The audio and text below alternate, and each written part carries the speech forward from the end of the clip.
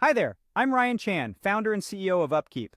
Today we're going to uncover some intriguing facets of preventive maintenance. We'll delve into the planning process, discuss schedule compliance, and even touch on the exhilarating yet challenging rollout phase. We'll also shed some light on the role played by CMMS, or Computerized Maintenance Management System software, in enhancing a preventive maintenance plan. Whether you're part of a maintenance or operations team, this video is sure to provide valuable insights. Now let's dive in and talk about preventive maintenance, or PM for short. It's widely celebrated, and I'm a fan too, but let's not pretend it's a magic bullet. There are a lot of potential pitfalls when you're setting up and running a preventive maintenance schedule. First, let's talk about planning. Just like the actual maintenance tasks, setting up a PM program requires some serious thought. This might come as a surprise because CMMS software can make it look so easy. But remember, while a CMMS does help with scheduling and assigning work, it's not a miracle worker. It's a tool that enhances a solid preventive maintenance plan. Before you dive into implementation, you need to map out a few key things. You need to define the purpose and goals of your PM program. You need to prepare the necessary documentation for your PM procedures, and you need to set the minimum performance metrics for your assets. If this sounds like a lot, don't worry.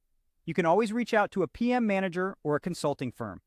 Some CMMS companies even offer migration and planning assistance.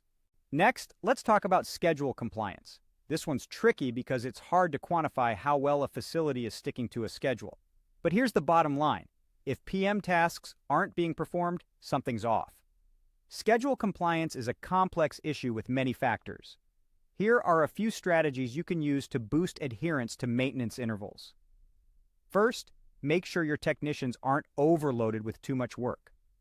Second, ensure your technicians have the necessary training and qualifications. And finally, gather employee feedback to assess the feasibility of the schedule.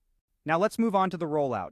This is one of the most thrilling and potentially nerve-wracking moments in a facility's life. It's also a time that's ripe with potential problems that can derail a PM program before it even gets started. A successful rollout hinges on several different factors. Your employees need the necessary training. You should do a dry run in a controlled area.